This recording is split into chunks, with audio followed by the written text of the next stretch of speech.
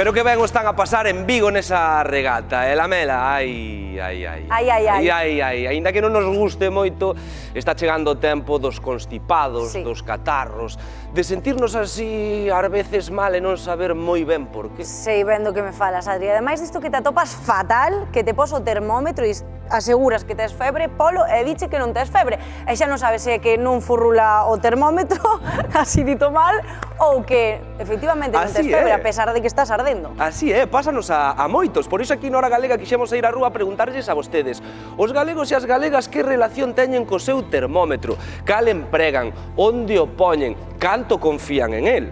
Imos ver que nos contaron. Ai, non sei se non teréis fiebre, Bueno, o que sí que sei é que todos temos algún recordo con un termómetro, xa sexa con un destes ou con estes que había hai anos de mercurio que tardaban unha eternidade. Pero, cal será o que máis confianza nos dá? Ruso, usted sabe o que é isto de aquí? É un termómetro. Cual? Este? Non, Fina, isto. Ai, este. Para mirar la temperatura del agua. Un termómetro. Para mirar a fiebre, non? Pode ser un termómetro. E ti tes algún na casa? Teño varios, de todo tipo. Os desos de mercurio, pero utilizámosla sempre, pero non é moito que gastamos tampouco en eso. Hai deste típico, o máis antigo. Moderno de pilas. O de mercurio, todavía aínda queda algún na casa. E o que é como unha pistola. Cales crees que eran máis fiables? Os de toda a vida? Eu creo que os de mercurio. Que a veces, para ver as rayas, era un máis complicado. E nunca probaches igual a medir con dous diferentes e darche temperaturas distintas tamén? Tamén. A partir de que temperatura máis ou menos considera usted que é fiebre? E fiebre, pois eu diría sobre 36. Yo soy muy especial porque a partir de 37 y medio, 38, no me puedo ni mover. A partir de 37 e medio, 38. Creo que 36,9. Uns aguantan moita fiebre, outros aguantan menos fiebre. Onde metemos o termómetro? Bueno, nos na axila, hai de todo, pero nos na axila. Aquí temos unha curviña, pois poño aquí. Aquí? Eu aquí, no. Aí. Normalmente aquí. Debaixo do brazo, porque toda a vida é debaixo do brazo. Sabes onde din que é mellor tomar a temperatura? E onde? É o termómetro rectal. Rectal, hostia. Por atrás, nunca probou? No. Bueno. E non tes ganas de probar? Non, ninguna, gracias. Non sei, se cara, probo algún día, se vexo así moi apretado, probo. Ai, non sei se vos non, O termómetro rectal é o máis eficaz, aínda que o menos usado. Por que será? Pois eu non son médico. Pero usted vai seguir na axila. Vou seguir na axila.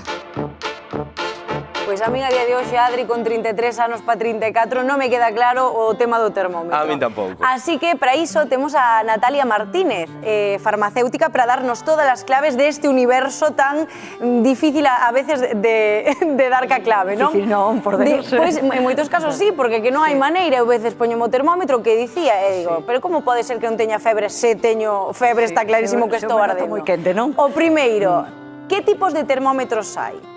A ver, pois temos, como podemos ver aí, o analóxico, o que tiñamos cando eu era pequena, o de mercurio, non? Iso é. Pero que como o mercurio é moi peligroso, pois entón sustituíse polo de galio. E o galio é un metal que co calor, o dilatarse, pola física, vai subindo na graduación do termómetro. Entón aí podemos ver, pois eso, se está subindo e se temos febreo, non? Este termómetro mantense todo o ano perfectamente?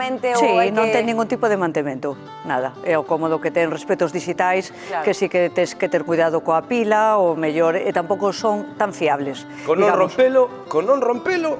Bueno, e se rompe tampouco pasa nada. Non, pero digo, habría que mercar outro, pero que o mantemento que ten... Para iso estamos as farmacias. Claro, como farmacéutica, claro, rompe que... Claro. Decías que non son tan fiables. Cales non son tan fiables? Os que son digitais. Imos agora con eles. Sí, vale, porque ises, no de galio tes que esperar entre 3 e 5 minutos a que eso, o metal dilátase e sube na gradación. Este, normalmente, menos dun minuto, xa pita e xa che dá temperatura. Hai veces que menos, hai veces que pos e xa directamente empeza a pitar e hai que volver poñelo. Entón, para facer un control, para ver se teño febre ou non, unha cousa aproximada, pois váleche. Pero se ti queres ter un rexistro máis fiable, é mellor ir os de galio. Pois eu creo que ese é o fallo, porque eu por os nenos teño este... Claro, porque é o máis cómodo. E iso é unha escopeta de feira, Ya. Hai un termómetro oído-cabeza. Oído-frente. Oído-frente. Bueno, a frente como está na cabeza, podemos englobalo todo. Compramos frente como cabeza. Claro.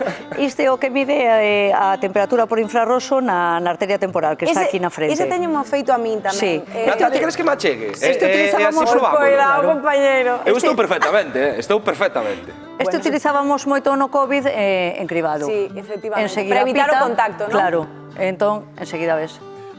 Nada, nin frío nin calor. 37, bueno, está temperado. Entre, a ver, de uns a outros pode haber diferencias, claro, sabes? Sí. Entre 36, incluso 35 e 37 grados, pois non hai problema. Claro. Este neste caso é fiable? Este é fiable, pero o mesmo que os digitais tamén. Se tes que comprobar a temperatura, mellor sempre co outro. E cando podemos considerar que temos febre? A partir de que temperatura, Natalia? Pois febre é a partir de 38 grados. Vale? Como podemos ver aquí, pois a temperatura normal estaría entre 35 e 37,2. Se estamos por debaixo de 35 é hipotermia, que bueno, tampouco é preocupante, a menos que baixemos por debaixo de 32.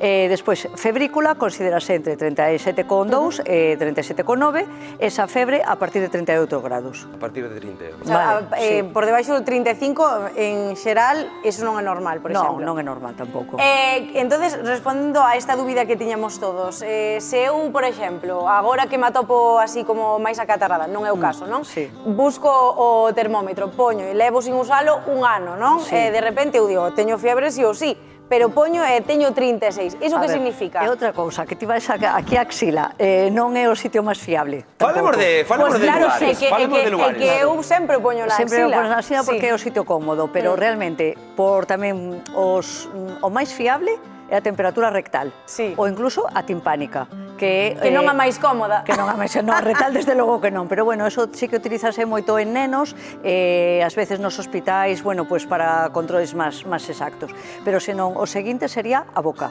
debaixo da lingua. Ah, debaixo da lingua. E tens tamén que ter cuidado de, bueno, non haber bebido, non ter agua, o líquido nese momento na boca, nin alimento, non fumar, porque todo eso pode provocar cambios de temperatura. Pero o ideal sería eso, o máis cómodo, debaixo da lingua. E cal me recomendas a min, un home como a min, con fillos, que ao final temos que tomar a temperatura en nenos e en maiores tamén? Cal sería o termómetro que ti me recomendarías? Se ti ves ben, o de galio para mí é o mellor. Para xente maior, pois é a veces un pouco máis problemático porque, claro, date conta que a liña é moi finiña. Entón, ás veces, pois estás aí dándolle voltas e non o ves moi ben.